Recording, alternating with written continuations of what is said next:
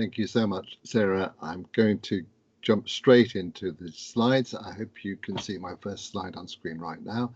I'm going to try to compress about 12 hours of career coaching into about 40 minutes, and we are going to leave plenty of time for comments and insights and questions at the end of this session. As Sarah's mentioned, here's one or two things about me. A number of books, including How to Get a Job You Love and The Success Code, and some of the things I'll be talking about today come from both of those books. Where do we begin? Well, I want to begin with this face, because this is perhaps the face of many people on a Sunday afternoon when they're planning for their working life, planning for their Monday morning activities. We don't always feel terribly positive about work. In fact, more people upload their CVs to internet job boards on a Sunday than any other day of the week. So I think my job as a career coach is often to do something about changing that face, about something about helping people take control, give them something a bit more to look forward to. And so in this session, we're going to be giving you the components for taking control, some of the things that you can do for yourself along the way.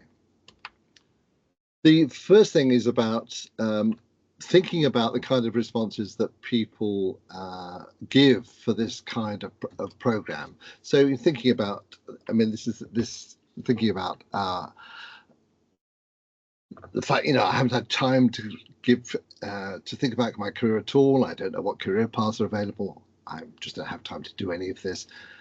That sense of why doesn't the organization do this for me, and keeping my head down as well. These are sort of the things that encourage us in life to be parcels, to be moved around inside the organization like packages. So how do we change that? Well, I tried to answer this question in a book that I put out a few years back called Get Ahead in Your New Job.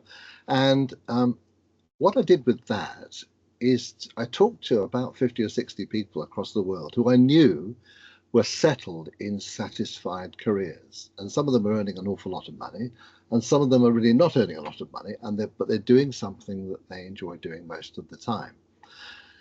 I asked them a range of questions, and what turned out to be the most interesting question was this one. What was the tipping point? What was the action or the event or the conversation or the course you went on or the book you read? What was the moment which tipped you into career satisfaction? Now, I didn't expect the best answers to come around this single question, but they did. And the answers tended to cluster around three particular actions that people took for themselves. The first thing, you'll be familiar with this one because it's what we all do through any kind of development program or any kind of coaching, is to ask ourselves, what kind of work feels meaningful and challenging? So meaningful and challenging. So that's the interesting thing, isn't it? Pointing towards things that help us learn and grow. And I'll say a little bit more about that in a moment.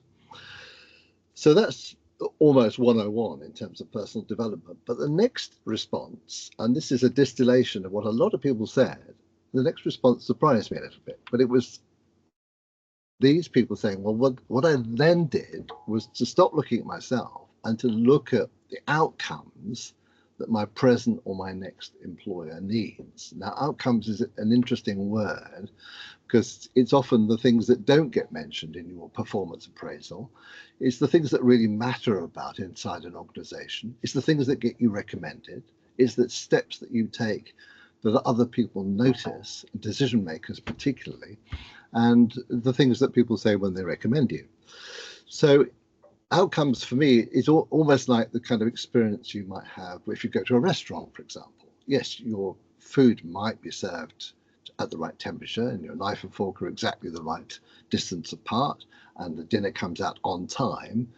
But if the people looking after you take a real interest in what you'd like to eat, maybe they remember you because you've been before, those are the sort of things, that human impact, those are the sort of things that help you recommend that restaurant. Even if the food is indifferent, you'll still be recommending the place. So impact is about how people feel. And these words are sometimes attributed to Maya Angelou, but I don't think she said them, but they're still good words. People will forget what you said, they'll forget what you did, but they will never forget how you made them feel. So it's a kind of an emotional impression that you make on other people. And I think many people assume that their uh, performance appraisals and their kind of the work that they do is a sort of steady influence in terms of the way that they are seen. And I'm not sure that's true. I think there are moments of perception, there are moments of visibility, there are moments where people change their picture of how they see you. So the third step is the interesting one, because what people described doing was doing something for themselves. How do I make something of the overlap? So understanding myself, understanding what the organization is really looking for, what it really needs right now, and how do I do something with that? That could be about job creation. It can be about being recommended for a new project, something that's happening. It could be about doing something slightly different alongside your current role. There's lots of ways that that can be fulfilled. So how can I do something with the overlap is a great way into this. The idea of overlap for me is quite powerful, because we're sort of conditioned into the idea that everybody should be looking for the perfect job right now. But actually, that doesn't help, because if you're looking for perfection, that's a great excuse for not doing anything. It's like saying, I'll wait until exactly the perfect human being comes along before I enter into a relationship with anybody. We make compromises in all areas of life, and you don't actually need a perfect job. You don't need to be happy and satisfied 100% of the time. In fact, it's probably unrealistic to look for it. 70% seems to work. 70% is 3.5 days a week, if you like. But how do we get there? Well, we get there through the process I've just described. Looking at yourself, looking at what the organization or the job really needs. If you're looking at a new job, really interrogate what's this job really about, what they're looking for. And then negotiating your way, maneuvering your way, whatever it takes, if you like, to just increase the percentage, if you like. So if the overlap is about 50%, that's okay. It's something you could build on and work on. If it's less than that, you're probably unhappy a great deal of the time. But if it's 3.5 days a week, that'll do. That normally does it for most people. So how do you take control? But let's enter into some of the ways we're going to be thinking about that. So the first thing, as I mentioned earlier, it relates to growth and learning. Every job presents a learning curve. So the first part of that learning curve is sometimes frightening or inspiring or difficult or stress inducing.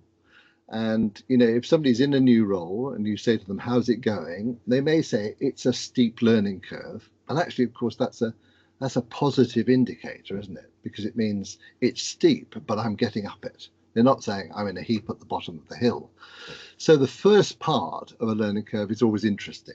Let's agree that. You see words like anxiety on there as well. So it can be quite stressful. It can be a white knuckle ride. But let's have a think for a moment. What happens at the top end of the learning curve? What happens if the job becomes routine?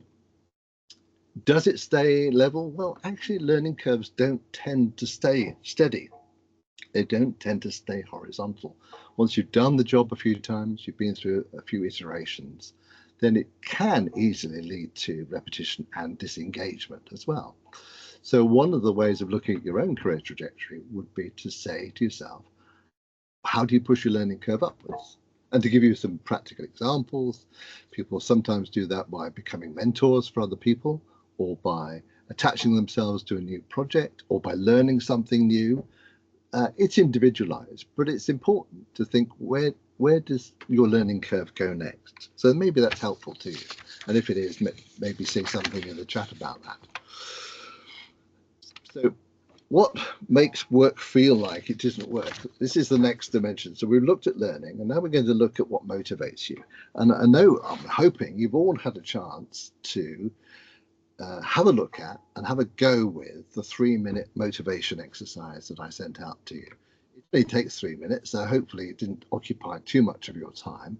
So if you remember, there are some rules to the game. Now, if you've already done this, what I'd love for you to do right now in chat is just put in 1 or 2 of the highest scoring elements you've got from this motivation exercise. Don't worry, I'm not going to identify you, but it'd be really interesting to see in this group which are the highest scoring elements.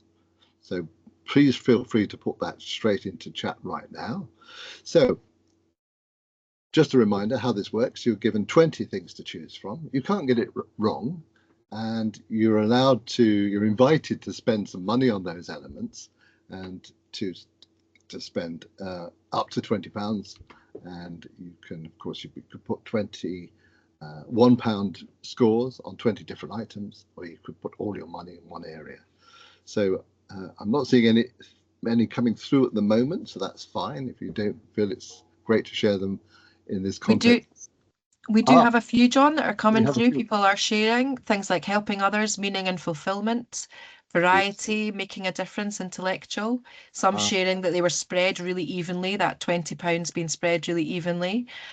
Feedback and variety, making a difference.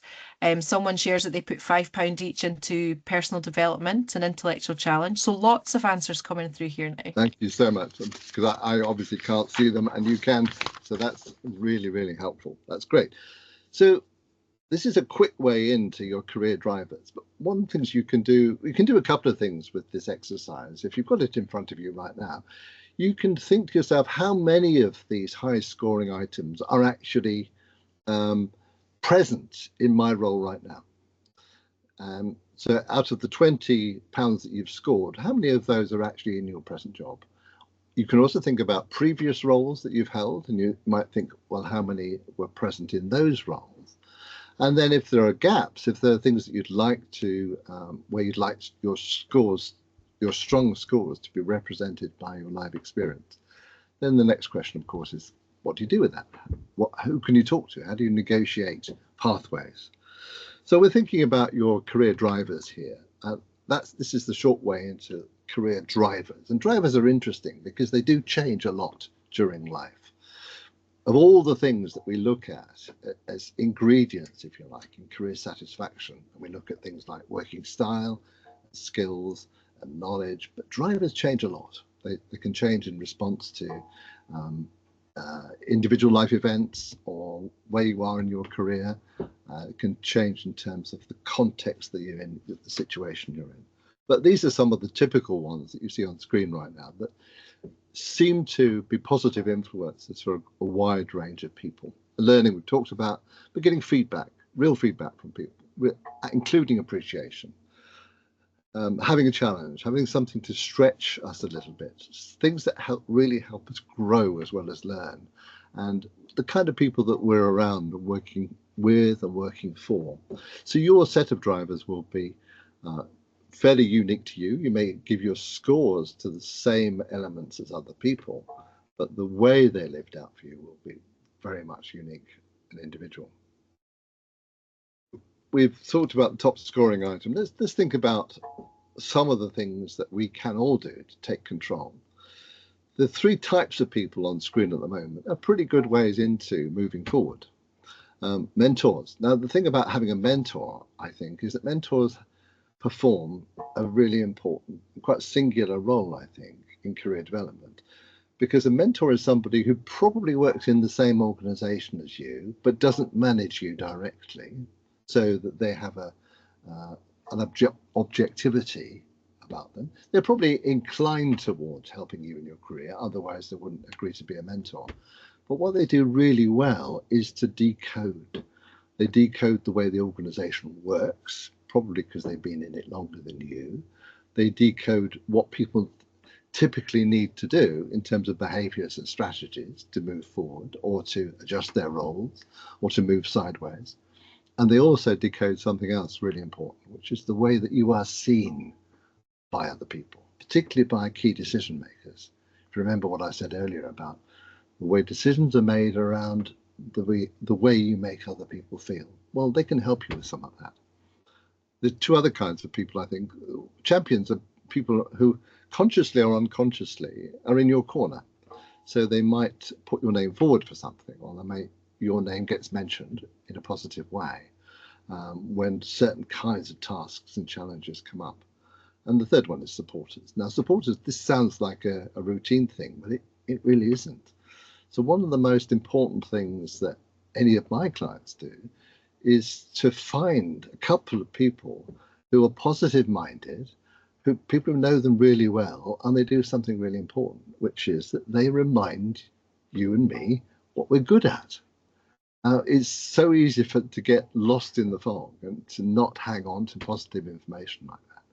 But having people remind you what you're good at and suggesting where you could look next and suggesting positive actions that you could take for yourself, it's quite powerful. My suggestion is to make it a trio, so 2 other people supporting you, and you can all support each other, but meeting fairly regularly is a very powerful thing, because we're really good at putting things on the negative side of the scales, aren't we? We're really good at all the things that say I'm not really good at this, or I'm not at all certain about what I'm doing, or I'm not sure that I'm as successful as I could be, or even almost specific things like that meeting really didn't go well, and that can easily tip into I'm not very good in that situation. So because we're so good at putting things on the negative side of the scales, it really helps to have a couple of positive-minded friends or colleagues who say, hang on a minute, there's stuff that you were good at, and here's the evidence, here's the memory of where you've done things. So that's the first stage in terms of career power. Mentors particularly, as I say, great at decoding, explaining the rules of the game, explaining options, and sometimes actively offering connections. In terms of taking control, well, what will make you stand out? What will make somebody remember you or notice you or push an opportunity in your direction? One of the things is the way you think about activity, which is a way of getting into skills. So if you think right now about a time where you achieved results and you felt engaged. So in other words, you're doing something where you're relatively effective. Now, don't put the bar too high on that. That doesn't mean world beating. It doesn't mean you're a prize winning. It doesn't mean best in class or the top performer in a department. It just means when you use certain skills, things happen, things get done. And don't miss out soft skills. They're important. I'll say more about that in a moment. So that's the first dimension in this. The second dimension is that you're feeling engaged. So it's a motivated skills, if you like, a magical overlap between things that you do well, where you get results, and experiences that you enjoy. You find them intrinsically interesting. When you use motivated skills, and I think of all the things I ever talk about with clients, this seems to be the thing that really matters most, because it's where you find energy. This is the kind of experience that people talk about, that they feel focused, they feel fully committed. Yes, they're getting results, but the task sometimes feels worth doing, or at least interesting. And that's the feeling that comes with it is a feeling of being energized. And the energy in that is important to you because you can do something with it. I describe it as bottling the good stuff. So the energy you experience when you're using your motivated skills, and that could be in a wide range of contexts. It could be working on your own. It could be thinking, planning, imagining, drafting. It could be working with other people. It could be working with difficult people or with supportive people. It can be mentoring or coaching others. But you know what those moments are. You know those moments when you're thinking, this is going well, and I'm really enjoying doing this. Now, that energy you experience, you can bring that energy into the present. You can reconnect with energy from the past and bring it into the present. How do you do it? Well, you learn to describe what you do well in stories. And you don't really have to say, you don't have to blow your own trumpet, if you like. But a story just starts by saying, well, this is the challenge I experienced, or this is something I enjoy doing, or this is something I get a buzz out of. But stories about where you've done something are very powerful. So one of the ways of moving forward and taking control is often to gather evidence and information about times where you've done things well, and to compress those into short, interesting, memorable stories. Because we know that stories are remembered a great deal longer than ordinary information. And energized stories or funny stories or interesting stories are remembered even longer. And you know that. You know it's true for yourself. When you've had a really interesting conversation with somebody, they may have told you a few facts, facts, but if they've told you a story, you will be able to remember that story and almost able to recite it word for word a couple of days afterwards. So that's interesting, isn't it? So stories sit in memory in a very special way. Now, transferable skills, well, we know what they are, or do we? Well, we've got this sense that a transferable skill is something you may have been using in one role or one part of the organization, and something happens which enables you to use the same skill somewhere else. Now, the problem is that if you're of the passive mindset, if you're thinking of yourself as a parcel, like the early image we looked at, you're going to assume that other people do the transferring for you. So someone else works out what your skills are and then what will transfer. And of course, it's a busy world. People don't have the time or the patience or the inclination to work out your transferable skills. So how do you do it? Well, the first thing to do is, of course, understand what your own skills are. But that's best done with other people. It's best done by just you talking through tasks and projects and things you've done inside work as well as outside work. So you start to get a sense of what your, let's say, top 10 motivated skills are. And there are other tools around to help you do that. But then when you're doing something else, you're doing something which is closer to translation. So you're understanding how to fit your skills into the language of the new context, the new situation. And how do you pick up that language? Well, you can do a little bit by looking at job descriptions, but you learn an awful lot more by talking to people in other parts of the organization. And when they say this kind of person does really well, or this is what really matters to us, we're looking for people who can do X and Y and Z, then listen to the language which is being used. So that's how you make skills transfer. So skills only become transferable when they're understood. Well, actually, I want to go further than that. I want to say to you that skills only become transferable when somebody gets excited about what they've just heard. And you know the difference, because if you're talking about a transferable skill which is useful in a new context, people say, that's what we're looking for. We could use that right now. Power skills on the screen. Power skills is a lovely way of describing soft skills. I forget who used the term recently, but I think it's admirable, because a lot of people say, well, I've got soft skills, but they're not really worth mentioning because everybody's got them. And I don't really see how they fit into a CV. I don't think I'll be able to say very much about them. And I just remind you and remind myself at this point, where does this language come from? Hard skills and soft skills. But it actually comes from the American Army from the 1950s, which had a huge workforce, and they liked to categorize everything and test everything. And so one of the things they categorized was skills. And they said, yeah, we've got hard skills over here. And the hard skills are to do with operating machinery and weapons and vehicles. So all of those kind of manual, practical skills. And over here, we've got soft skills, and these soft skills are around things like influencing, communicating, commanding, directing. So yes, you guessed it. Those were the officer skills. And if you think about it, soft skills, when you start to map in things like influencing and changing the way other people feel, changing the way people think about a situation, persuading people to do something they don't really want to do, conveying difficult news to somebody. These are all very, very powerful soft skills which make the world work.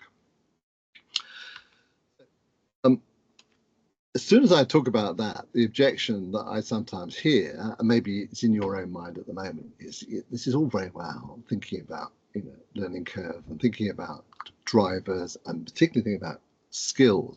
The thing is, I really don't like talking about myself very much. And I get that. That's a really powerful statement. When we're looking at career development, people like me become honest about the fact that there is one really, really hard part in this process for many, many people, and that's talking about ourselves. We just don't like doing it. And I get that. I don't think it's just, I know it isn't just part of the British culture because I've encountered it in other countries as well. So what we're thinking about is doing something which I describe as the two-step. So it's a vital stage for me of career change. So where does the two-step operate? Well, you're doing two things at the same time. You're learning enough about yourself to make decisions about where you explore next, where you might point yourself next. That's not quite the same as applying for jobs, but exploring is a really useful tool. But you're learning about yourself first, and at the same time, you're looking outwards. So if you think about it inwards and outwards at the same time, because the classic career development model is you take lots of tests and you have lots of conversations and you learn lots of things about yourself and you gather them all together in this kind of toolkit. And once you've got everything organized, then you project yourself outward and start looking for things. Well, let me tell you, it doesn't work. It doesn't work because it's too easy to get locked in thought circles. I'm thinking about myself. I don't really believe I've got this skill, so I'm still thinking about myself. And it's too easy to delay the moment where we're kind of crossing a dotted line and doing something really quite different, which is looking outwards. It's too easy to put that to one side. There's a great phrase here, which is Richard Rohr, the writer, captures this beautifully when he says, well, we do not think ourselves into new ways of living, we live ourselves into new ways of thinking. And I think there's a lot of truth in that. I'm guessing you do too. So in other words, by trying things out, by adopting new behaviors, by just doing things like looking and exploring and talking to people, actually that shapes decisions. So you don't have to think hard and think, what do I choose next? All you need to do is to look, to explore. And I would really strongly encourage you with that. Whatever stage of your career you're in, even if you're close to retirement, explore what possibilities are in that phase of life.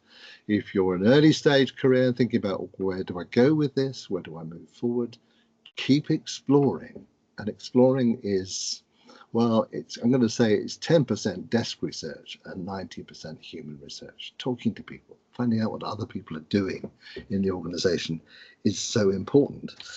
But we do sort of get this reaction point. But before I say a little bit more about talking about ourselves, let's just say a little bit about organizational mapping, because that's what I'm talking about right now. The interest that you might take in other parts of the organization. Even if you're having a functional check-in meeting with somebody on Zoom or Teams, find out a little bit more about what they do. Their biggest challenges, the things that are going on in their part of the organization. If they work in partner organizations, it's even more useful. You're looking and hearing about developments in the intersections of relationships. And what you're actually doing is changing your own visibility just by showing an interest in challenges and experiences and issues that are being addressed elsewhere in the organization.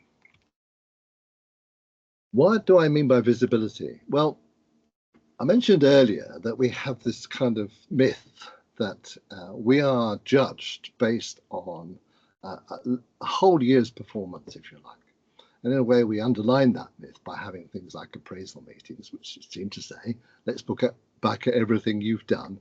But in fact, it doesn't seem to work that way. There are moments of peak visibility where something happens, where you get recommended or somebody notices you or your name comes up in conversation. So while you're thinking about your own career today, you might ask yourself this question. Let's imagine tomorrow morning, two people meet next to a coffee machine and your name comes up in conversation in a good way. So the next question is, how many pieces of information will then follow? If somebody says you really ought to talk to Julie, you really ought to talk to Ted, because how many pieces come next? And if I could see all your faces, I'd be getting you to put hands in the air. But the answer is actually a very predictable answer. It's about 3. Why do we know it's about 3? Because it just is. We know that.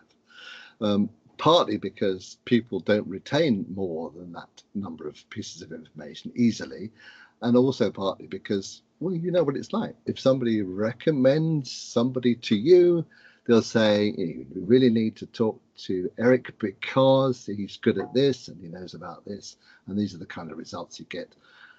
We don't tend to talk for half an hour at that point. We tend to just drop in a couple of really important pieces of information. And where do they sit? Well, information that travels about you tends to be something about your expertise. Now, that doesn't mean you have to be an expert. It's, again, the stuff that you're really good at. It might be about your special focus. What do you really know about? What do you choose to know about? What are you eager to know about? There may be something about your working style, and it won't be just that you're a nice person, but it might be that you're good at building teams, or easy to get along with it in some difficult circumstances, maybe. And the last is sometimes about connections. Who do you know? Who do you work with? Which organisations outside the one you work for do you know something about? And it's fascinating because if you think about it, your CV, your resume probably has about 100 pieces of information, or double that quite easily. If you go to a job interview, something like 20 to 25 pieces of evidence will be probed, particularly in a competency-based interview. But if somebody recommends you, it's just 2 or 3 things. And the really, really good news is that you have maximum influence over what 3 things are said about you, because they're the things that you're saying to people. They're the things you're talking about when you're talking to people. Everything from I really enjoy, or I'm fascinated to know more about. So you're probably thinking, well, okay, it sounds like he's going to take us down the path that says the answer to everything is networking. Well, I'm not. The answer to a number of things isn't networking. But if you say reaching out to people, if you say having conversations with interesting people, then you start to understand how that influences change and movement. So moving forward is often about other people. But the problem with networking is, rather like talking about ourselves, many people don't like doing it. Because when friends and neighbours and family say to yourself, you should do this, when they say you should get out there, you should get out there and you should sell yourself. I'm sure many of you have heard that advice. The problem is that at least half the population runs away from that. And why not? Because the person giving you the advice has this image of the perfect handshake, the perfect smile, the perfect eye contact. So this projection of you're out there and you're making a big impact. Because when you hear the advice, you need to sell yourself. Maybe your picture of yourself is rather more like this one, rather more like the second-hand car salesperson. So you're being asked to do something which you really don't want to do. And I'm not making that up, because there's a lovely piece of research by Casciaro, Gino and Kuchaki, who actually talk to people about how they feel about going to networking events. And many, many people talk about feelings of inauthenticity and immorality even. People say it's not the right thing to do. I should be promoted, or I should get a new role on the basis of my experience, not my contacts. And they even feel slightly grubby. There was one study in this piece of research pre-COVID who said, when I go to networking meetings, the first thing I do when I go home is to use a hand sanitizer, which is really interesting. But again, there's some good news in this research, which is that this feeling goes away really very quickly through trying it out, through practice, and also through a feeling of honest exchange. So talking to people about something that really interests you and asking really interesting questions and getting something in return, and maybe offering something as well, that starts to feel really different to the kind of tacky experience of saying, here's my elevator pitch. So the other reason that certain kinds of networking don't work is that they're actually hard to listen to. Being sold to can feel like this. You can feel like being on the receiving end of projected information. We don't like being talked at. And interestingly, another piece of research points to the fact that we really do not like being sold to in social situations. So if you go to a party and you meet somebody who wants to sell you life insurance, for example, or wants to promote their business, you're going to be much more resistant to that than you would be in a more professional context. Again, good news is that there is a way through this. So I mentioned earlier, one of the big ways forward is to learn the two steps, to learn to say something about yourself and to also look outwards at the same time. And you really don't have to start a sentence by saying, I'm really good at. In fact, it's really hard to do. I know there are cheesy ways of doing it, like saying, people tell me I'm good at. But my advice to, at least half of you, because the quieter people amongst us just don't like doing this stuff. Well, the great news is you don't ever have to start a sentence that says, these are my strengths or these are my top skills. In fact, if you do that, people will want to walk away. But if you say, do you know I really enjoy? Do you know this is the stuff that really fascinates me?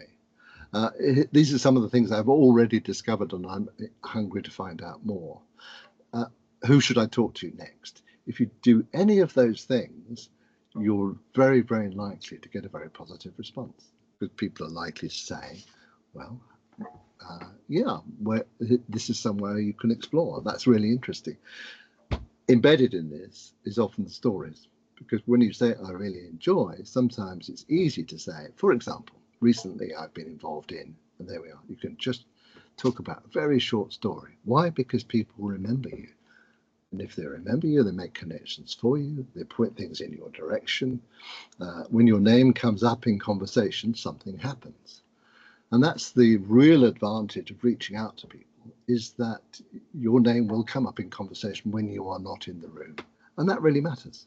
And that may sound sort of Machiavellian or a deep level strategy, and it really isn't. It's natural human behavior. You tell people what you're interested in, you tell people what fascinates you, you hint at some of the things you enjoy doing, they'll remember it and they make connections for you. So really the last thing I want to share with you is a way of distilling this. So what you can say to people that captures the whole of the kind of the story, or captures many of the things we've looked at in this session, because we looked at career drivers, we looked at skills you enjoy using, and other factors as well.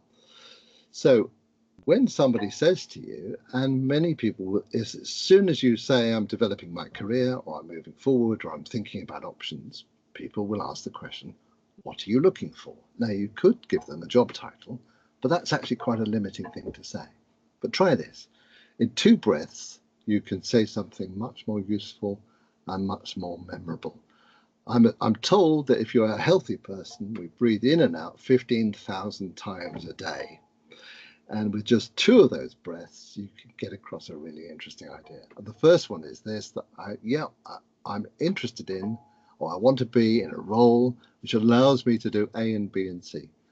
And it could be 2, it could be 3 things, but those are your motivated skills. Those are the things you enjoy doing in a team or on a project, which is doing X and Y and Z.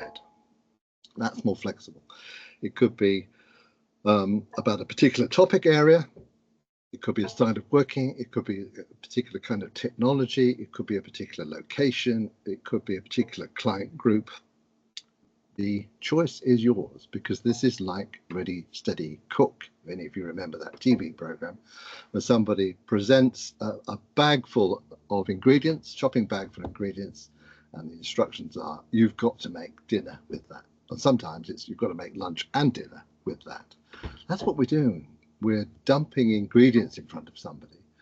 And let me tell you, the response is interesting, because very, very rarely do people say, I can't help you with that at all. If you say, I'm looking for this job, and you mention a job title, they may say, well, I'll keep you in mind if something comes up. Well, that's as close to saying, I'll forget about you in 15 minutes as anything else. But when you do this, the response you get is, that's interesting. Have you thought about? People start to open doors and make connections for you. So you can find out a little bit more about my work if you're interested at all at johnleescareers.com, or just type in John Lees and careers into a well-known search engine, And this is a good moment to pause, I think, for me to stop presenting and to open now for questions and insights.